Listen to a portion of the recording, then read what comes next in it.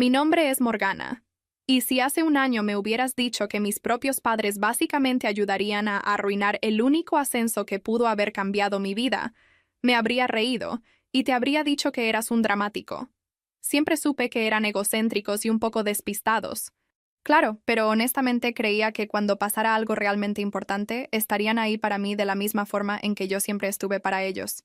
Tenía esta imagen en la cabeza de que éramos una familia un poco disfuncional pero normal, de esas que discuten en las fiestas y hacen comentarios sarcásticos, pero que al final de la noche se toman la foto grupal.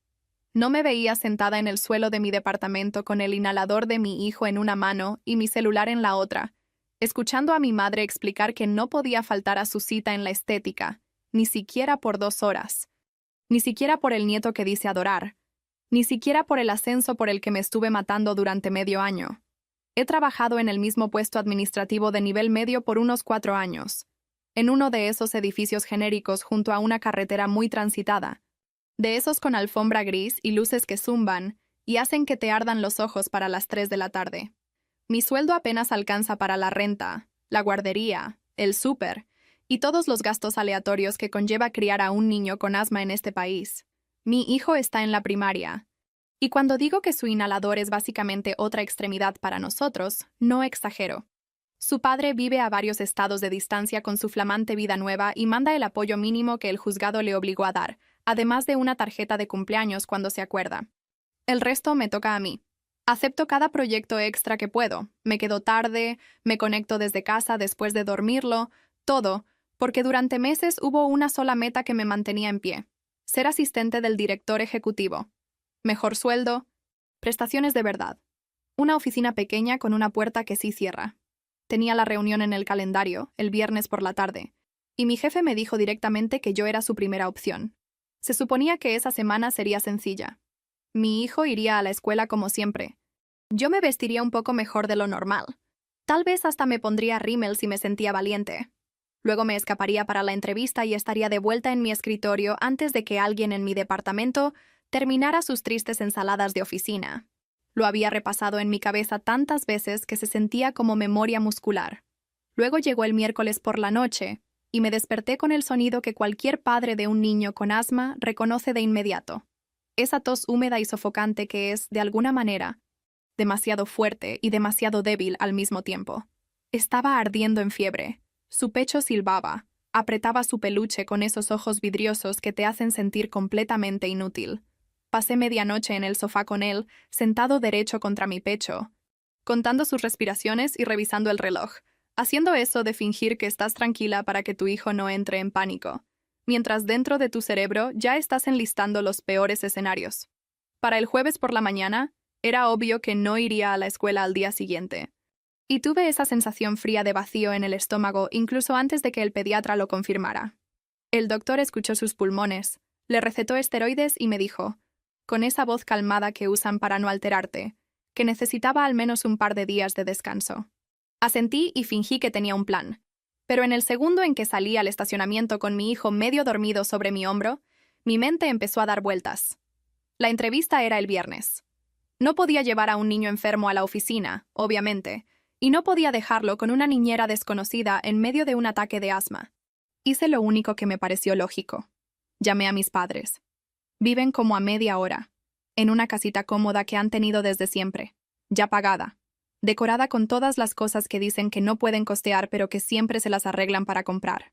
Mi padre está casi jubilado. Hace algunas consultorías de medio tiempo cuando se le antoja. Mi madre no trabaja en absoluto, a menos que cuentes criticar a la gente por teléfono como un empleo de tiempo completo. Salen a cenar más que yo, hacen viajecitos de fin de semana a su casa en el campo, publican fotos en restaurantes con cócteles mientras yo trato de ver si puedo hacer que una caja de pasta rinda una noche más. Así que, en mi cabeza, pedirles que cuidaran a su nieto enfermo por unas 2 horas un viernes por la tarde no parecía un gran sacrificio. Parecía el tipo de cosas de las que los abuelos presumen. Cuando mi madre contestó, sonaba molesta porque estaba interrumpiendo algún programa que ve a mitad del día. Le expliqué todo, quizás demasiado rápido, porque estaba sosteniendo la mano de mi hijo y tratando de no llorar en el estacionamiento. Le hablé de la entrevista, de lo importante que era, de cómo esto finalmente significaría no tener que revisar mi saldo bancario antes de comprar cereal. Le dije que el doctor dijo que solo necesitaba descanso y sus medicinas, y que yo tendría su inhalador, su manta favorita, todo listo. Les pregunté si podían venir y quedarse con él solo esas 2 horas. Hubo un silencio largo en la línea, lo suficiente para que pensara que se había cortado la llamada. Luego suspiró, un suspiro pesado y cargado de fastidio que me revolvió el estómago, y dijo que tenía cita en el salón de belleza el viernes por la tarde y que ya la había reprogramado una vez. Empezó a decir que la estilista tiene la agenda llena con semanas de anticipación, que sus raíces se veían fatales, que no podía simplemente cancelar de nuevo o todos pensarían que es una informal. Recuerdo estar mirando el cofre de mi coche como si las palabras no tuvieran sentido, como si habláramos idiomas completamente distintos. Le recordé que esta era mi oportunidad de un ascenso, que ayudaría a su nieto, que era literalmente un lapso de 2 horas. Dijo algo como que tal vez esto era una señal de que debía repensar mis prioridades, que una buena madre no pondría el trabajo por encima de un hijo enfermo. Tuve que morderme la mejilla por dentro tan fuerte que probé sangre, porque lo que quería contestar no es algo de lo que uno pueda retractarse después. Colgué e intenté con mi padre, esperando que él se impusiera como hace a veces cuando cree que ella está siendo irracional. Escuchó, sonaba distraído, y luego repitió casi exactamente lo mismo, que tenían planes el viernes y que les avisé muy tarde. Dijo que amaban a su nieto, por supuesto, pero que si no podía mover la reunión, que si no podía pedirle a alguien más, que si no podía simplemente reportarme enferma por un día. Para cuando colgué, me temblaban tanto las manos que tuve que quedarme sentada en el coche con el motor apagado hasta que pude respirar una frase completa de nuevo. Mi hijo me preguntó desde el asiento de atrás si vendrían sus abuelos, y yo sonreí y dije que todavía lo estábamos resolviendo, porque al parecer mentir también es parte de la paternidad. El resto de ese día se convirtió en una lista frenética y humillante de favores. Le mandé mensaje a cada amigo, a cada vecino en quien confío un poco, a cada padre de la clase de mi hijo que alguna vez me dijo, avísame si necesitas algo. La gente fue amable, de verdad, pero un niño enfermo de último momento es mucho pedir. Todos tenían una razón. Estaban trabajando, fuera de la ciudad, lidiando con sus propios hijos. No los culpé, pero cada no hacía que la situación se sintiera más sólida, como cemento fresco secándose alrededor de mis tobillos. En la oficina, le envié un correo a mi jefe preguntando si había forma de mover la entrevista. Aunque fuera un poco, no contestó. Alguien de recursos humanos me envió un mensaje educado diciendo que la agenda del director estaba llena antes de un viaje y que las decisiones debían quedar listas antes del fin de semana. Para el jueves por la noche, con mi hijo hecho bolita en el sofá respirando un poco mejor, pero todavía viéndose fatal, ya sabía cómo iba a terminar todo, pero seguía fingiendo en mi cabeza que ocurriría algún milagro. Revisaba mi celular cada pocos minutos como si mi madre fuera a devolverme la llamada para decirme que lo había pensado bien y que claro que ayudaría. ¿En qué estaba pensando? En lugar de eso, recibí un mensaje de ella quejándose del clima y preguntándome si había visto una serie que le gusta. Ni una mención a la entrevista, ni una mención a la respiración de su nieto. Me quedé viendo la pantalla tanto tiempo que me ardieron los ojos. Luego la puse boca abajo y me concentré en contar las respiraciones de mi hijo otra vez, porque eso sí era algo que podía controlar. El viernes por la mañana llamé a la oficina en cuanto abrieron y les dije que tenía que retirarme del proceso. Pude escuchar la decepción en la voz de la asistente. La forma en que dijo, ¿estás segura? Como si yo hubiera cambiado de opinión sobre qué comer. No como si mi vida entera hubiera sido acorralada por una tormenta perfecta de mala suerte y egoísmo familiar. Mi jefe finalmente me devolvió la llamada al mediodía. Sonaba apurado. Dijo que lo sentía pero que tenían que seguir adelante. Otro candidato había ajustado su horario para poder asistir. Me dijo que seguía siendo valorada, apreciada. Todas esas frases corporativas de consuelo que suenan a ruido blanco cuando le estás poniendo un trapo húmedo en la frente a tu hijo y tratas de no sollozar sobre su cabello. Esa tarde, mientras mi hijo dormitaba y las caricaturas se escuchaban bajito de fondo, mi celular volvió a sonar con un mensaje de mi madre. Preguntó, toda animada, cómo me había ido en la gran reunión, con uno de esos emojis de emoción falsa. Era como si hubiera borrado toda la conversación del día anterior o decidido que no había sido tan importante. Me quedé viendo el texto y sentí que algo dentro de mí se ladeaba, como un mueble que siempre había estado flojo pero que finalmente se dio por vencido y se estrelló contra el suelo. No contesté. Me dije que lo sacaría a colación con calma el domingo, cuando se suponía que cenaríamos en su casa, cuando la presión arterial de todos estuviera normal. Llegó el domingo y casi canceló, pero mi hijo había estado preguntando por sus abuelos, y yo todavía estaba en esa etapa donde pensaba que podía arreglar todo con una buena plática. Llamé a mi madre por la mañana, antes de ir para allá, y traté de explicarle cuánto me había dolido que no quisieran ayudarme, cómo todo se había desmoronado porque no tenía en quién apoyarme. Escuchó en total silencio. Cuando terminé, se aclaró la garganta y dijo que sentía mucho que yo estuviera molesta, pero que no podían dejarlo todo cada vez que yo tuviera una crisis. Lo dijo con ese tono gélido y razonable que me hizo sentir como si fuera una adolescente otra vez pidiendo que me llevaran a una fiesta. Me recordó que mi hijo era mi responsabilidad, no la suya, y que ella y mi padre ya habían cumplido con su parte de la crianza. Cuando le señalé cuántas veces los había ayudado yo en los últimos años, cómo manejé hasta allá tarde por la noche cuando mi padre se lastimó la rodilla y mi madre no quería llamar a una ambulancia, cómo pagué su recibo de la luz una vez cuando dijeron que andaban cortos, cómo cuidé a su perro una semana entera para que pudieran irse de viaje, ella lo descartó diciendo que es lo que hace la familia. Al parecer, esa frase solo funciona en un sentido. Luego, en la misma respiración, en la misma llamada donde se negó a reconocer lo que me había costado su actitud, mencionó que las cosas estaban un poco apretadas para ellos este mes y me preguntó si podía ayudarlos con algunas facturas. Genuinamente pensé que había escuchado mal. Le pedí que lo repitiera y lo hizo, más lento, como si yo fuera tonta. Dijo que tenían unos pagos de tarjetas de crédito pendientes y que no querían tocar sus ahorros. Y que como yo tenía un buen trabajo y no tenía esposo que mantener, tal vez podría cooperar con algo. Recuerdo estar sentada en mi mesa de cocina minúscula, mirando la pila de sobres que contenían mi propia renta, mis servicios, el copago de la última visita a urgencias de mi hijo, y sentir una mezcla rara de enojo y algo que se sentía como duelo.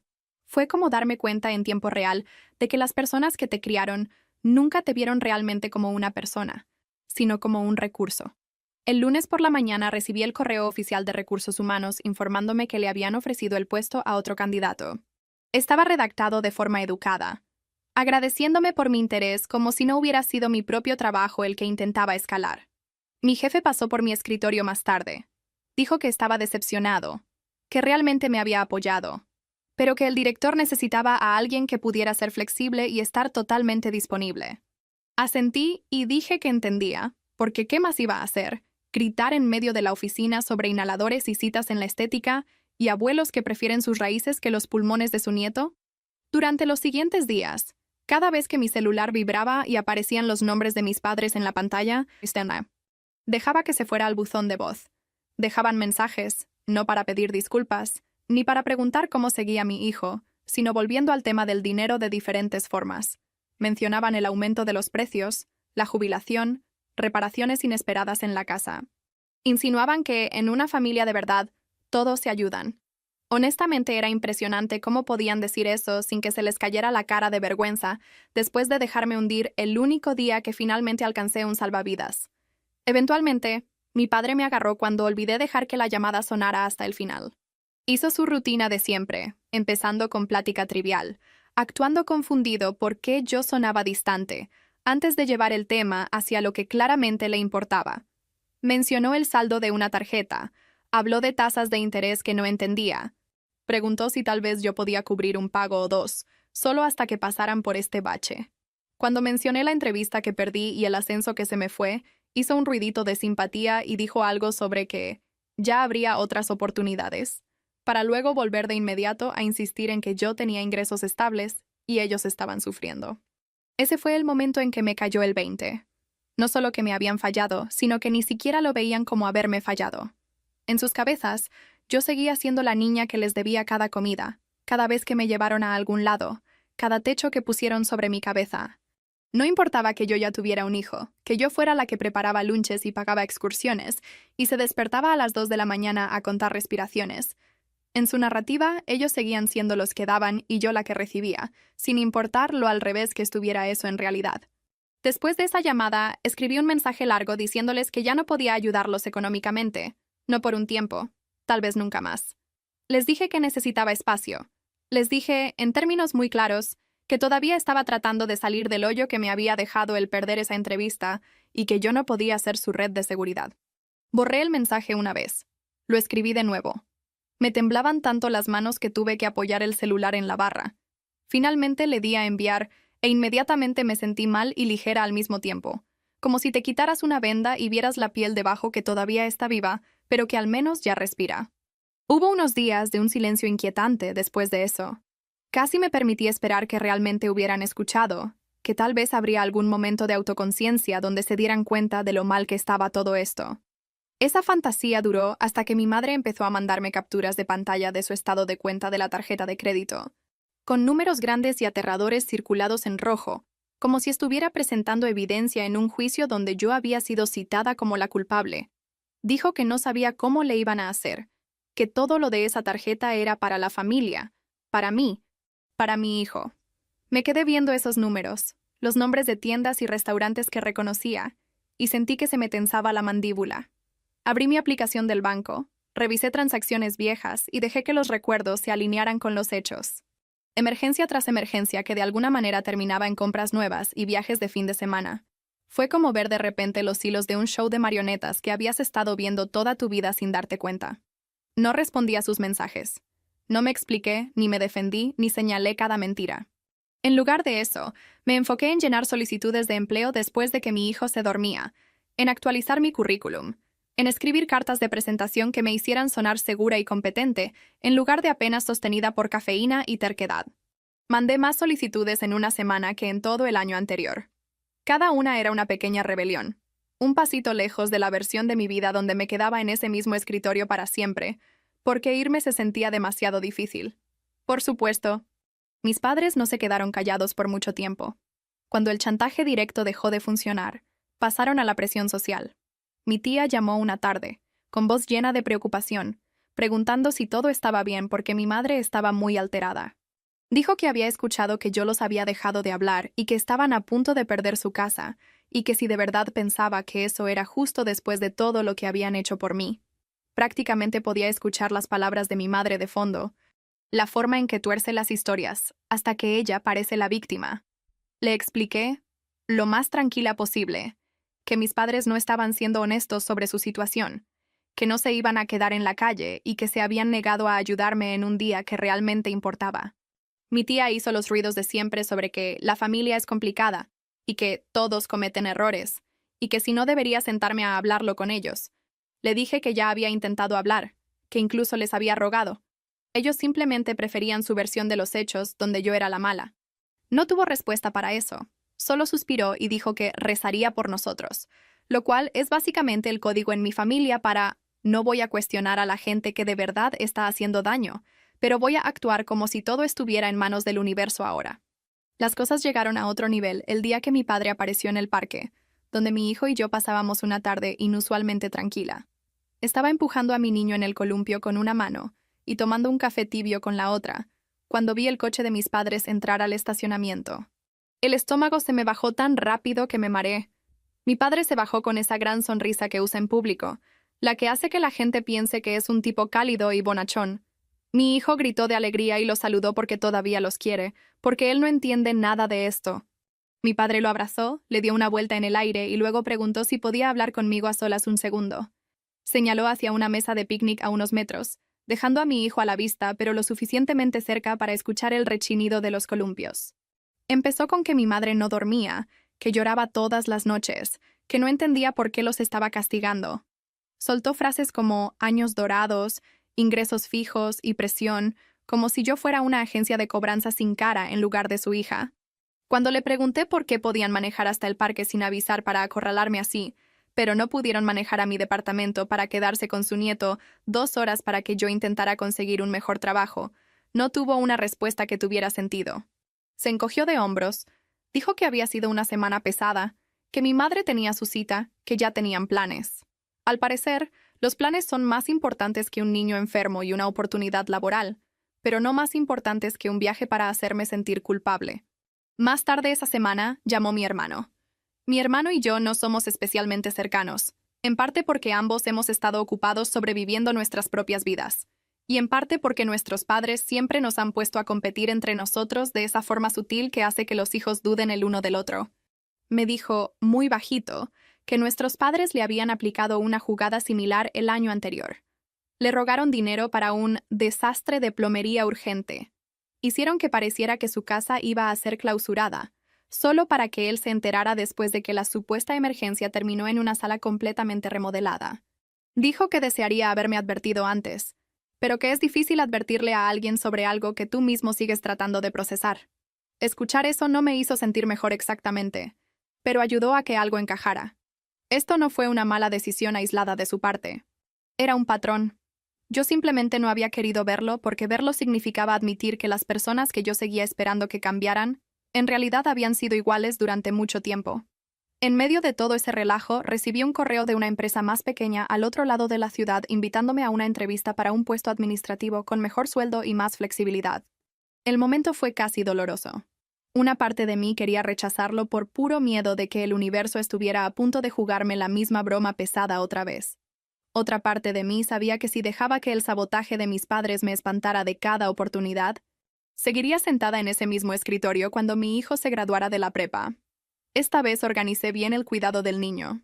Hablé con una vecina en la que confío, una mujer que ya había cuidado a mi hijo antes por ratos cortos y que entendía su rutina con el asma. Le pagué, porque he aprendido que cuando la gente dice «avísame si necesitas algo», a veces lo que realmente significa es «contrátame y no te sientas culpable por ello». No les mencioné nada de la entrevista a mis padres. No quería darles información que pudieran usar como arma. Por supuesto, se las ingeniaron para que todo girara en torno a ellos. Mi madre empezó a mandarme estos mensajes largos y cargados de emoción sobre lo decepcionada que estaba de mí, que nunca imaginó criar a una hija que le daría la espalda a sus padres. En la misma oración mencionaba un saldo pendiente en la tarjeta, y cómo una pequeña contribución realmente demostraría que todavía me importaban.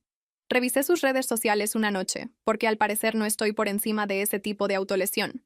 Y ahí estaban, sonriendo en un restaurante que se veía carísimo con unos amigos.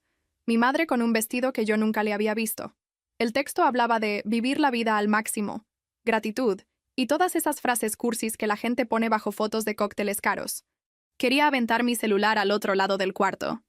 En lugar de eso, lo dejé. Volví a practicar mis respuestas para la entrevista frente al espejo, y traté de no pensar en el hecho de que mis padres literalmente me estaban pidiendo que pagara por un estilo de vida al que claramente no tenían intención de renunciar. La noche antes de la entrevista, tocaron a la puerta de mi departamento un poco después de las 8.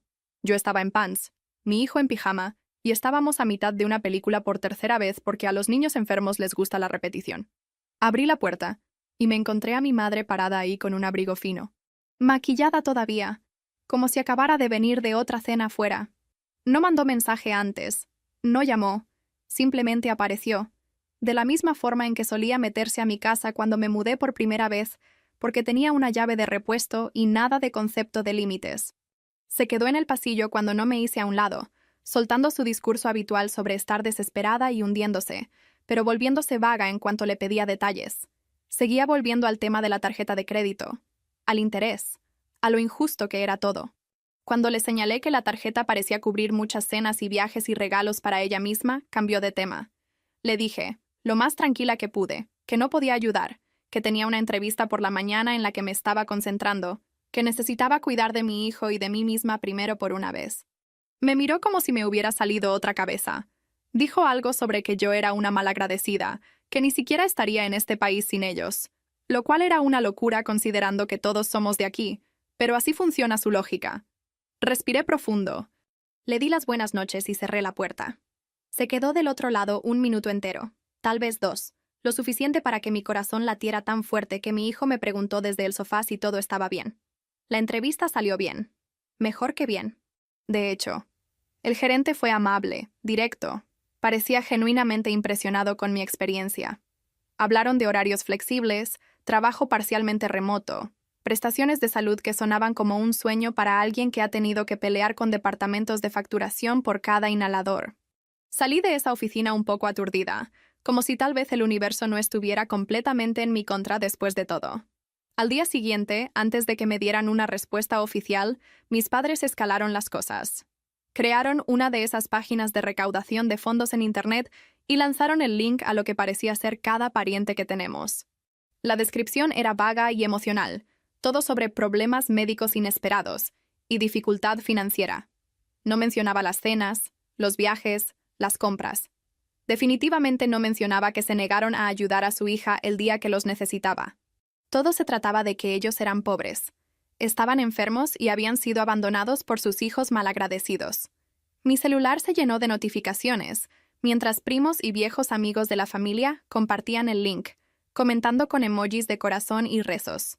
Mi hermano me llamó, sonando furioso y agotado, porque por supuesto que tampoco le habían dicho que iban a hacer esto.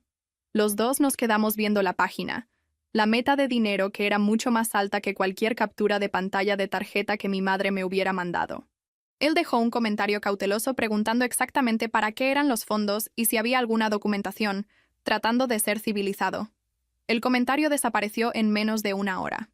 Mi madre publicó luego algo sobre lo desgarrador que es cuando tus propios hijos te atacan en público en lugar de apoyarte. Durante los siguientes días, la recaudación empezó a desmoronarse por su propio peso. Un par de mis primos, a los que yo les había mandado mensaje privado, empezaron a hacer preguntas educadas pero directas en los comentarios. Querían saber qué era exactamente la emergencia médica, en qué hospital, qué tipo de tratamiento. Preguntaron si mis padres podían compartir alguna documentación para que la gente supiera que sus donaciones iban al lugar correcto. Mi madre trató de responder vagamente, escondiéndose tras palabras como privacidad y dignidad. Pero las preguntas seguían y las respuestas no eran claras. Luego mi tía, la que los había estado alojando en su cuarto de visitas, dejó un comentario que fue profesional pero devastador. Mencionó que recientemente había acompañado a mis padres a una reunión financiera y que, aunque las cosas estaban apretadas, había un plan de pagos establecido y ninguna crisis inmediata. Sugirió que cualquiera que estuviera preocupado contactara a mis padres directamente para detalles específicos antes de donar. En cuestión de horas, la página de recaudación desapareció. Sin explicación, sin actualización, simplemente borrada como si nunca hubiera existido. Varios parientes me contactaron en privado después de eso. Algunos se disculparon por creerse la historia sin cuestionar. Otros dijeron que sospechaban que algo andaba mal, pero que no querían causar drama. Una prima, alguien a quien apenas conozco en la vida real, me mandó un mensaje diciendo que ella había pasado por algo similar con sus propios padres y que estaba orgullosa de mí por mantenerme firme. No borró la humillación de haber visto esa página en primer lugar, pero ayudó a saber que al menos algunas personas podían ver a través de la actuación. Escribí al menos 3 versiones distintas de una respuesta. Una era brutalmente honesta. Otra era solo el link a su foto de la cena con un signo de interrogación. Otra era una explicación larga de todo lo que había pasado con mi ascenso, mi hijo, las cuentas. Borré todas. Al final, mandé mensajes privados a un par de familiares en los que realmente confío, sugiriendo que les pidieran a mis padres detalles específicos y papeles antes de donar. Dije que había habido algunas inconsistencias y lo dejé ahí. Supuse que si la gente quería ver la verdad, seguiría el rastro. La oferta del nuevo trabajo llegó 2 días después. El salario era más alto de lo que me habría dado el ascenso que perdí. Las prestaciones eran mejores. El horario incluía la posibilidad de trabajar desde casa cuando mi hijo estuviera enfermo. Se sintió como si alguien finalmente hubiera abierto una ventana en un cuarto donde me estaba asfixiando. Acepté en el acto. Luego llevé a mi hijo a comer un helado que se le chorreó por toda la playera, y ni siquiera me importó, porque por una vez, el desorden a mi alrededor se sentía del tipo bueno. Por supuesto, el drama con mis padres no desapareció mágicamente, solo porque yo estaba subiendo a un peldaño diferente de la escalera. Una tarde, poco después de haber empezado el nuevo trabajo, recibí una llamada de la oficina de administración de mi complejo de departamentos. La mujer en la línea era educada, pero estaba confundida. Me preguntó si mis padres estaban autorizados para entrar a mi unidad sin que yo estuviera ahí. Al parecer, aparecieron en la recepción diciendo que habían perdido su llave y que necesitaban dejar un medicamento urgente para su nieto. No tenían tarjeta de acceso registrada, obviamente, porque nunca los puse en el contrato. El personal siguió las reglas y les negó el acceso, pero querían confirmar que esto fuera correcto. Sentí que la piel se me ponía fría. Le dije a la gerente que mis padres no tenían permiso para entrar a mi departamento, que no había ningún medicamento y que no los dejaran entrar bajo ninguna circunstancia a menos que yo estuviera ahí. Luego colgué y manejé a casa con el corazón a 1000, porque la imagen de ellos tratando de meterse a mi casa mientras yo no estaba, tocó una fibra profunda de terror. Cuando entré al estacionamiento, su coche estaba ahí, estacionado chueco, como si estuvieran esperando para acorralarme de nuevo. Estaban en el lobby, mi madre caminando de un lado a otro y mi padre sentado de brazos cruzados. En cuanto me vieron, mi madre se lanzó con esta explicación frenética de que les habían cortado la luz y el agua, que no tenían a dónde ir, y que la única solución lógica era que se quedaran conmigo un tiempo. Pintó esta imagen de ellos temblando en una casa oscura sin agua ni calefacción, lo cual habría sido más convincente si no hubiera visto su vestido nuevo en una foto de una cena apenas unos días antes. No los dejé entrar al edificio. Di un paso atrás. Mantuve la puerta de vidrio entre nosotros y les hice preguntas. ¿Cuándo les cortaron los servicios? ¿Habían contactado a las compañías? ¿Qué planes de pago habían pedido? Cada pregunta hacía que la historia de mi madre tambaleara un poco más. Ella recurrió al drama, a las lágrimas, a acusarme de que no me importaba si vivían o morían. Mi padre intervino con comentarios sobre cómo nunca pensaron que su propia hija los abandonaría en su momento de necesidad. Lo intentaron de nuevo unos días después, esta vez volviendo a la administración para preguntar si podían ser agregados como huéspedes permanentes, o cualquier etiqueta que les permitiera caer de sorpresa cuando quisieran. El personal les dijo que las políticas del edificio no permitían agregar a nadie sin el consentimiento por escrito del titular del contrato. Mi madre aparentemente se puso a gritar, insistiendo en que solo estaba tratando de llevarle medicina a su pobre nieto descuidado. El gerente anotó todo y luego me llamó otra vez, sonando molesto por mí. Lo peor fue la noche que aparecieron en mi puerta con maletas. No solo una bolsa o dos, sino equipaje real, del que llevas cuando planeas quedarte más de una noche. Tocaron y tocaron hasta que finalmente abrí la puerta solo lo que permitía la cadena de seguridad, con mi hijo asomándose por mis piernas porque reconoció sus voces. Mi madre repitió el mismo guión de que no tenían a dónde ir, que estaban en la calle, que todos los demás les habían dado la espalda y que, al parecer, yo estaba dispuesta a hacer lo mismo. Trató de dar un paso al frente, pero mantuve la cadena puesta. Salí al pasillo, cerrando la puerta casi por completo tras de mí para que mi hijo no escuchara todo. Los ojos de mi madre brillaban con lágrimas, pero había una agudeza detrás que yo reconocía. Es muy buena prendiendo y apagando sus emociones dependiendo de quién la esté mirando.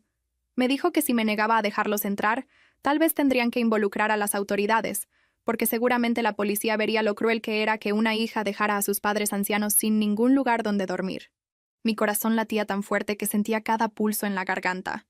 Una parte de mí quería desmoronarse, ceder solo para evitar el caos y la vergüenza de una escena en el pasillo. Otra parte de mí, la parte que se había estado despertando lentamente desde aquella entrevista perdida, se mantuvo firme.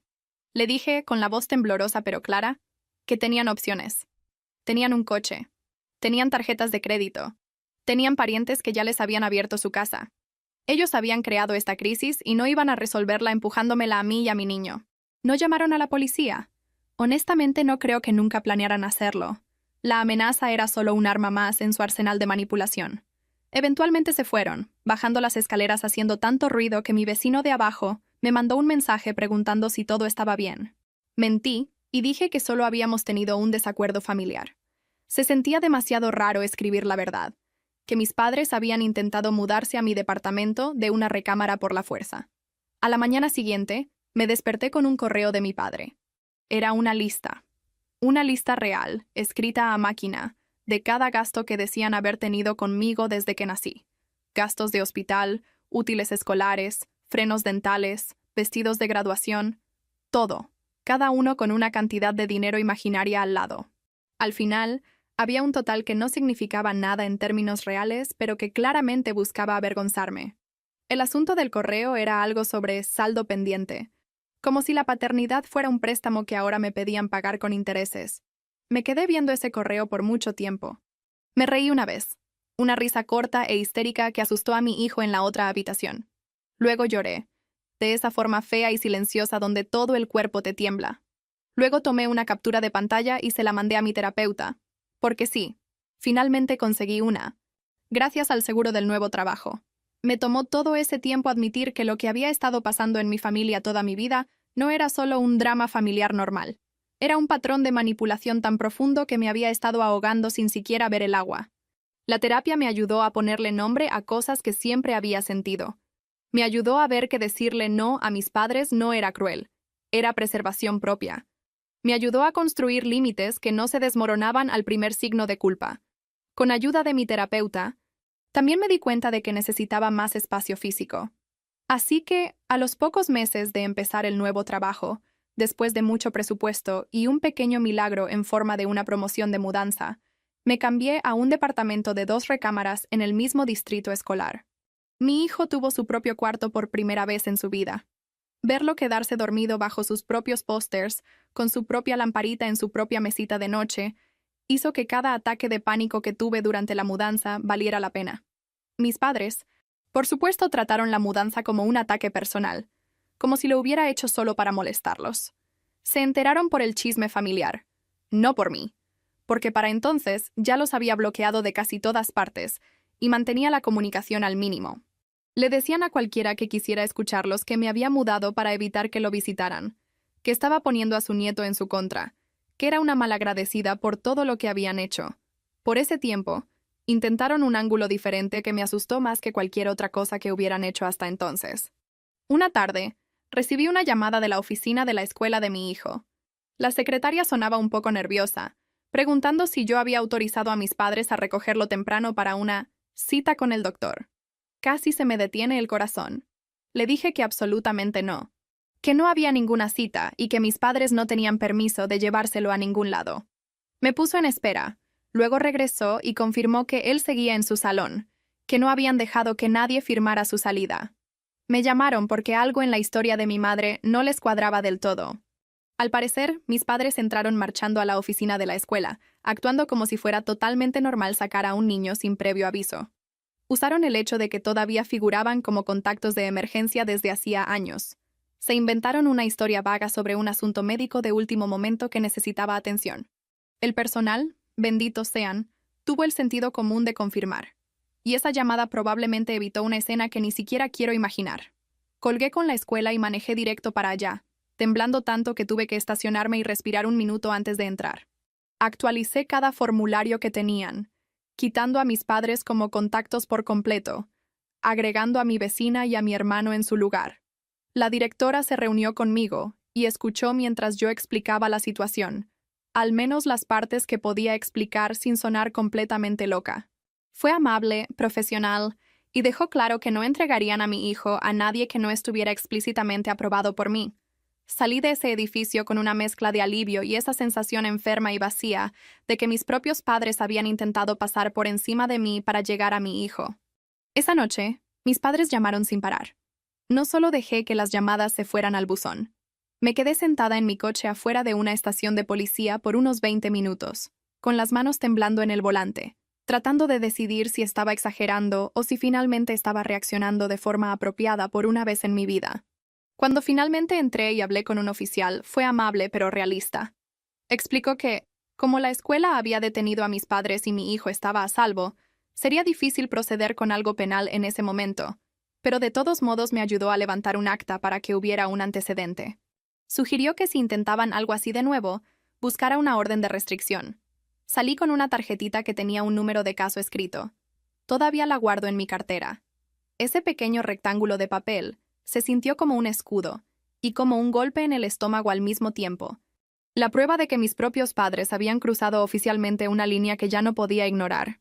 Las llamadas y mensajes de esa noche oscilaron entre la indignación, el victimismo y la manipulación, una y otra vez. Me acusaron de intentar poner a mi hijo en su contra, de ser cruel, inestable, vengativa. Mi madre gritó en un mensaje de voz que la había avergonzado en la escuela al hacer parecer que era una especie de depredadora. No pareció registrar en su cabeza que entrar a una escuela e intentar llevarse a un niño sin el permiso de su madre es exactamente el tipo de cosas que te hace ver así. Mi tía, la que los había estado alojando a ratos en su cuarto de visitas, finalmente llegó a su límite y me llamó una tarde después de cenar. Sonaba cansada de una forma que nunca le había escuchado. Me dijo que mis padres tampoco habían sido honestos sobre su situación financiera con ella. Habían refinanciado su casa hacía años, sacado dinero que nunca mencionaron, y luego se habían atrasado en los pagos porque seguían gastando de más en cosas que no tenían nada que ver con la supervivencia.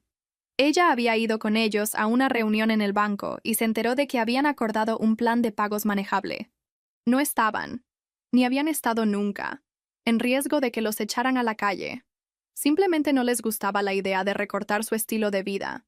Cuando le conté lo de la escuela, el número de caso y la plática con la policía, vi cómo su cara se ponía pálida. Dijo, muy bajito, que no se había dado cuenta de que la cosa se había puesto tan seria. Yo tampoco, hasta que pasó. Escuchar eso no debería haberme sorprendido a esas alturas, pero lo hizo. Confirmó lo que mis entrañas me habían estado gritando por meses. Nunca hubo una emergencia real. Cada vez que hablaban de estar desesperados, se trataba de preservar su comodidad, no de evitar un desastre. Querían que yo, su hija que andaba juntando monedas para pagar inhaladores y excursiones, ayudara a financiar sus cenas, sus viajes y sus compras impulsivas, y cuando finalmente dije que no, me convirtieron en la villana de su historia. Todavía hubo momentos que hicieron que todo esto fuera más difícil de lo que esperaba. El cumpleaños de mi hijo fue uno de ellos. Cumplió 8 años ese año, y lo único que quería era una fiesta en el boliche cerca de nuestro departamento con unos amigos de la escuela. Reservé la línea, pedí la pizza triste que sirven en esos lugares, compré un paquete de globos que me dio flojera inflar parejo. La noche anterior, me preguntó, con esa vocecita llena de esperanza, si vendrían sus abuelos. Llevaba semanas temiendo esa pregunta. Le dije, con suavidad, que no estarían ahí. Le expliqué que había algunos problemas de adultos, que no tenían nada que ver con él. Que ellos lo amaban a su manera, pero que mi trabajo era mantenerlo a salvo, y que eso a veces significaba limitar cuánto veíamos a las personas, incluso a la familia. Se le cayó la cara un segundo, y juro que ese pequeño destello de decepción dolió más que cualquier correo, mensaje de voz o link de recaudación. Luego asintió, respiró profundo y preguntó si su mejor amigo de la clase sí iba a ir, porque eso era lo que realmente le importaba en ese momento. La fiesta salió bien. Los niños jugaron boliche fatal, tiraron refresco, se gritaron unos a otros. El caos de siempre. Yo sonreí, eché porras, tomé fotos, y fingí que no se me rompía el corazón cada vez que veía a un abuelo ayudando a un niño a levantar una bola que pesaba demasiado. Más tarde esa noche, después de que mi hijo se durmió rodeado de juguetes nuevos y papel de regalo arrugado, me senté en el sofá y me permití finalmente sentirlo todo. El enojo, el duelo, la extraña sensación de alivio de que él estuviera rodeado de gente que sí cumplía. Varios meses después del incidente de la escuela, de la confrontación en el pasillo, del drama de la recaudación, mi padre llamó de nuevo. Esta vez su voz sonaba distinta, menos cortante, más cuidadosa. Me dijo que mi madre había empezado a ir a terapia después de un susto con su presión arterial. Dijo que se había visto obligada a admitir que tal vez, solo tal vez, algo de su comportamiento nos había alejado. Soltó frases como crecimiento personal y trabajando en ella misma. Claramente palabras que había pescado de sus sesiones. También, en un tono muy casual, mencionó que se habían reunido con un asesor financiero y que habían programado los pagos automáticos de su hipoteca y servicios, como si eso fuera un gran logro. Casi le comento que la mayoría de la gente hace eso en cuanto se muda a un lugar, pero me mordí la lengua. Soltó un comentario sobre cómo la terapia había hecho que mi madre viera que las relaciones son una calle de dos sentidos, y que tal vez, si yo también trabajaba un poco en mí misma, todos podríamos encontrarnos en el punto medio.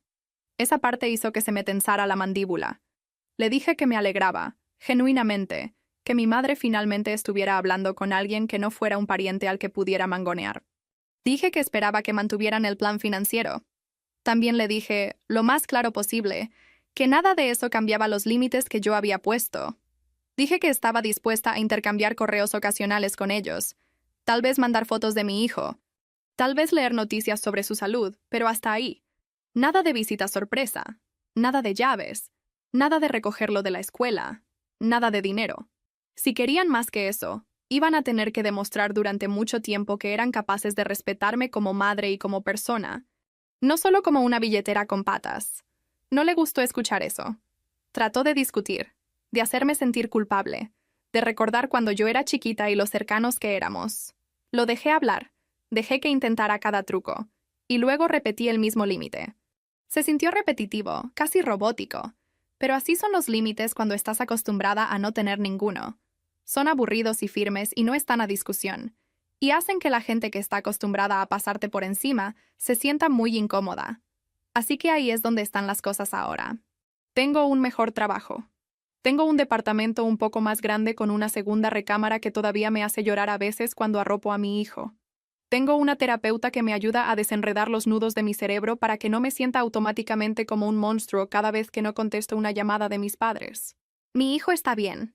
Todavía se enferma a veces, y todavía cargo su inhalador como si fuera sagrado, pero ya no siento que un turno perdido o una cuenta sorpresa vaya a hacer que todo se derrumbe como antes. Mis padres siguen por ahí, contando su versión de la historia a quien quiera escucharlos. En su versión, soy fría, egoísta, obsesionada con el dinero, tratando de borrarlos de mi vida. En la mía, soy una mujer que finalmente se dio cuenta de que el amor sin respeto y sin apoyo básico no es realmente amor. Es control con un nombre más bonito. No finjo que no duele, duele. Cada fiesta, cada evento escolar donde firmo la línea de los abuelos con una raya, cada martes cualquiera en el que me cacho queriendo agarrar el celular para compartir algo gracioso que dijo mi hijo, antes de recordar que compartirlo significaría abrir una puerta que tanto trabajo me costó cerrar. Pero también sé esto. La noche que mi hijo me necesitó, y mi jefe me necesitó, y mis padres prefirieron su propia comodidad por encima de ambos, algo en mí se enfocó. Vi mi vida y a mi familia con claridad por primera vez. Y una vez que ves eso así, no puedes dejar de verlo. Sin importar cuántos links de recaudación y mensajes de voz cargados de culpa y confrontaciones llorosas en el pasillo me avienten, solo puedes decidir qué hacer con esa claridad. Ahora mismo, lo que estoy haciendo es esto. Voy a trabajar, pago mis cuentas, preparo lunches, voy a las juntas de la escuela, hago fila en las farmacias, todas esas cositas aburridas que forman una vida. Estoy respondiendo las preguntas de mi hijo de la forma más honesta posible, sin echarle peso de adulto encima. Me estoy permitiendo disfrutar los momentos de paz sin esperar que todo se arruine en cualquier segundo. Y estoy manteniendo mis límites, incluso cuando me tiemblan las manos. Tal vez algún día haya una versión de nuestra familia donde mis padres puedan sentarse en mi sala, tomar café y escuchar a mi hijo hablar de su día sin convertirlo en una actuación sobre lo difíciles que son sus vidas. Tal vez mi madre me mire y vea a una adulta en lugar de una deuda andante. Tal vez mi padre se disculpe sin añadir una lista de excusas. O tal vez nada de eso pase. Tal vez esto, la distancia y los correos incómodos y los nombres faltantes en las invitaciones de cumpleaños, sea lo mejor que llegue a ser. De cualquier forma, no voy a volver a la versión de mi vida donde sus deseos pasan automáticamente por encima de mis necesidades. He pasado suficientes noches sentada en estacionamientos de pediatras, mirando mi celular, esperando a unos padres que nunca iban a llegar.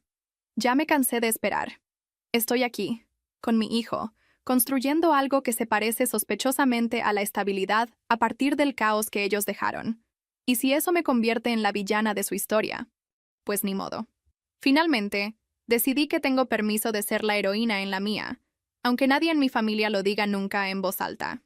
Antes pensaba que poner límites se sentiría como azotar puertas, como escenas dramáticas constantes de mí gritando y saliendo furiosa. Pero la mayor parte ha sido aburrida y repetitiva de una forma que daría una televisión pésima. Se ve como no contestar al quinto mensaje cargado de culpa seguido. Se ve como mandar un correo corto en lugar de contestar una llamada cuando ya estoy temblando. Se ve como decirle al personal de la escuela una y otra vez que no, que esas personas no tienen permiso de recoger a mi niño, aunque juren que son familia. Se ve como prepararme antes de las fiestas, decidiendo de antemano qué estoy dispuesta a hacer y qué no. Y luego mantenerme firme incluso cuando los chats grupales empiezan a llenarse de frases dramáticas y verdades a medias. Hubo una temporada navideña que realmente me dejó claro el punto. Mi tía decidió organizar la cena, porque al parecer pensó que un territorio neutral haría que todos se portaran bien. Mi hermano y yo aceptamos ir por unas horas, sobre todo para que mi hijo pudiera ver a sus primos y jugar con alguien que no necesitara una pausa para el inhalador cada 10 minutos. Le dejé muy claro a mi tía que si mis padres empezaban algo, me iría, sin escenas, sin discusiones, simplemente agarraría a mi niño y me iría. Entrar a esa casa se sintió como entrar a un campo minado familiar, cada esquina escondiendo un recuerdo de alguna explosión pasada. Mi madre trató de actuar como si nada hubiera pasado. Me saludó con esa sonrisa exageradamente brillante, los brazos abiertos, llena de perfume y tensión. Dejé que me abrazara brevemente porque mi hijo estaba mirando, pero no caí en el viejo ritmo de dejar que ella manejara la conversación. Hizo pequeños comentarios toda la noche, pequeñas indirectas sobre lo delgada que me veía, lo cansada sobre cómo ser madre soltera debe ser tan difícil. sobre cómo tal vez si yo fuera más comprensiva, mi vida sería más fácil.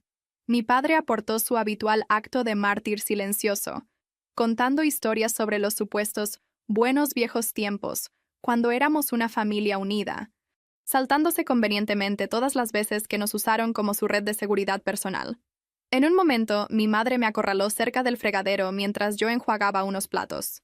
Bajó la voz y dijo que había estado hablando con su terapeuta sobre mí. Esa sola frase casi hace que se me caiga un plato. Dijo que su terapeuta pensaba que yo estaba siendo injusta, que era demasiado rígida, que me iba a quedar sola si seguía alejando a la gente.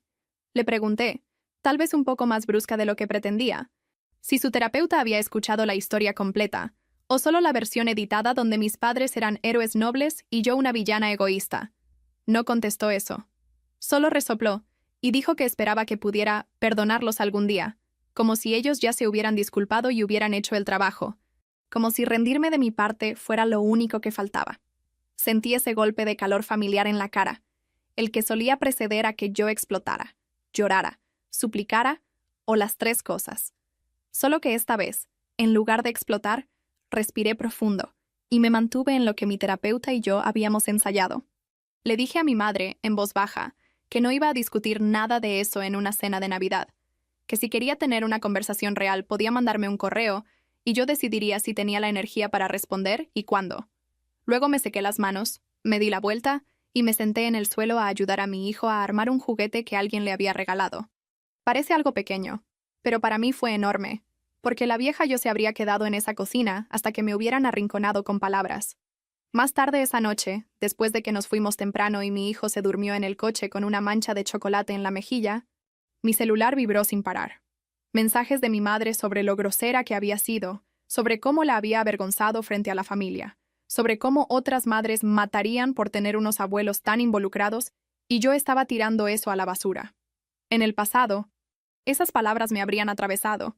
Esta vez todavía dolieron. No voy a fingir que no, pero también había esta nueva capa de calma sobre todo. Me recordé que el involucramiento no es automáticamente bueno, si viene con hilos y cuchillos escondidos dentro de los cumplidos. La terapia no me ha convertido en una versión perfecta y zen de mí misma. Hubo sesiones donde mi terapeuta señaló suavemente que pasé de dejar que mis padres me pisotearan a azotar cada puerta de golpe, incluyendo las que no necesitaban estar soldadas.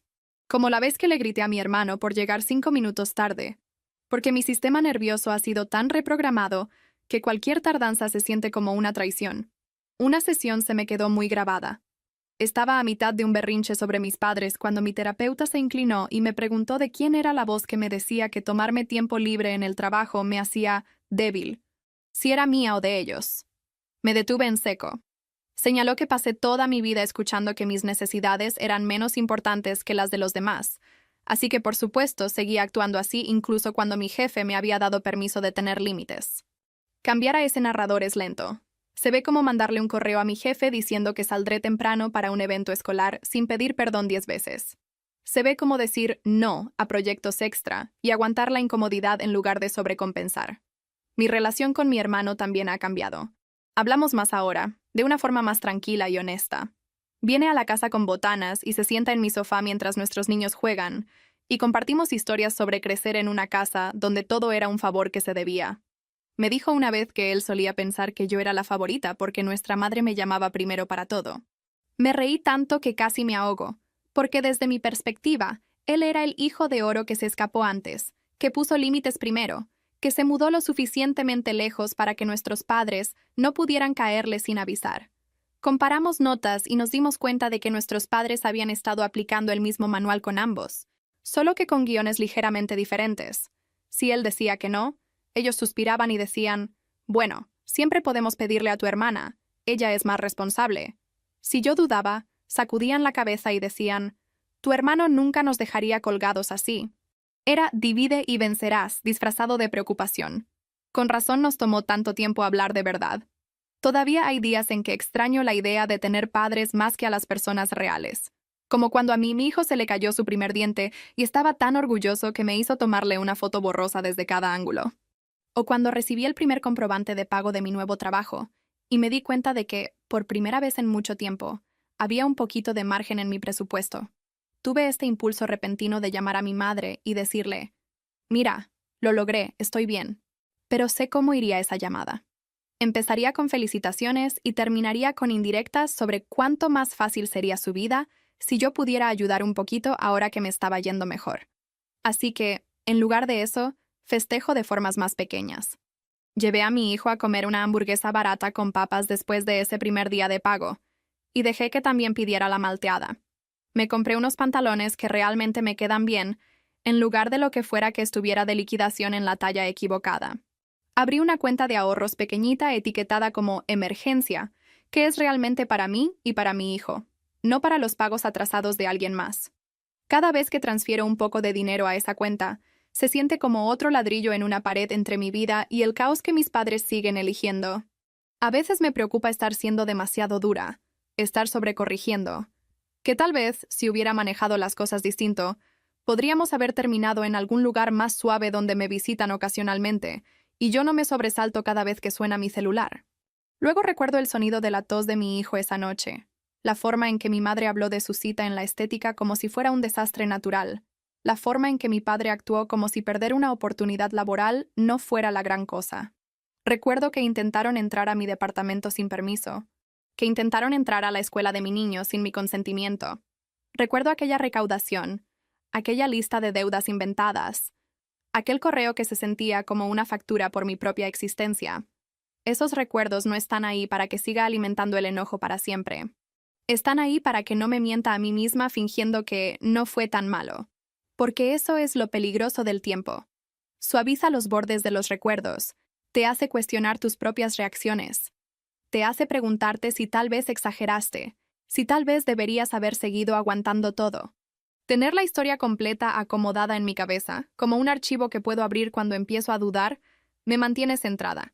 Si hay una cosa que espero que mi hijo aprenda de todo esto, es que el amor no se supone que se sienta como una obligación con un moño bonito encima. Le digo seguido que él no me debe nada por la comida o el techo o la ropa. Esos son mi trabajo como su madre. Me debe respeto básico porque soy un ser humano, no porque le haya cambiado los pañales. Y trato, de verdad trato, de demostrarle que el respeto va en ambos sentidos. Cuando me equivoco, me disculpo, incluso cuando mi orgullo grita lo contrario. Cuando soy demasiado brusca con él porque estoy estresada, me hago cargo en lugar de culparlo a él por hacerme enojar. Él crecerá y formará sus propias opiniones sobre todo esto. Tal vez algún día lea mensajes viejos o escuche historias y decida que fui demasiado estricta o que no lo fui suficiente. Tal vez él tenga su propia versión de este tipo de desahogo nocturno algún día. Espero que no sea sobre mí, pero seamos honestos. Nadie sale de esto de la paternidad sin manchas. Todo lo que puedo hacer es intentar romper el patrón que dice que los hijos nacen debiéndoles a sus padres una deuda de por vida. No finjo que ya lo tengo todo resuelto. Todavía hay días difíciles. Pero la diferencia ahora es que cuando llegan esos momentos de duda, tengo algo contra qué medirlos. El sonido de la respiración de mi hijo aquella noche, la voz de mi madre en el teléfono eligiendo su cita de cabello, el encogimiento de hombros de mi padre en el parque cuando pregunté por qué los planes eran más importantes que un niño enfermo. Esos recuerdos no existen para mantenerme enojada para siempre. Existen para evitar que me mienta a mí misma, pensando que no fue tan malo. La semana pasada, mi hijo llegó de la escuela con un permiso para una excursión. Era de los que necesitan firma y una pequeña cuota. Nada del otro mundo. Me lo entregó y dijo, de lo más casual, que no me preocupara porque sabía que yo me encargaría.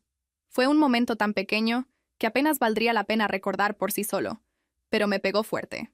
No preguntó si podíamos pagarlo. No se disculpó por necesitar algo. Simplemente confió en que yo lo resolvería, porque eso es lo que hago. Firmé el papel esa noche y puse el efectivo en un sobre. A la mañana siguiente, lo vi correr hacia el camión con su mochila rebotando y el permiso bien guardado adentro. Y me di cuenta de que esto, justo esto, es por lo que estuve peleando todo ese tiempo. No por una gran victoria dramática, ni por una reunión familiar lagrimosa donde todos se disculpan y aprenden una lección. Solo por esto. Un niño que se siente lo suficientemente seguro para pedir lo que necesita sin cargar con el peso de si su madre puede o no con ello. Mis padres siguen por ahí, contando su versión de la historia donde soy la villana. Tal vez algún día haya lugar para algo distinto. Tal vez no. De cualquier forma, estoy aquí, preparando lunches, firmando permisos, yendo a las juntas de la escuela. construyendo algo que se parece a la estabilidad a partir del caos que ellos dejaron. Y si eso me hace la mala de su historia, puedo vivir con ello. Porque en esta historia, la que realmente importa, yo soy la que sí estuvo ahí.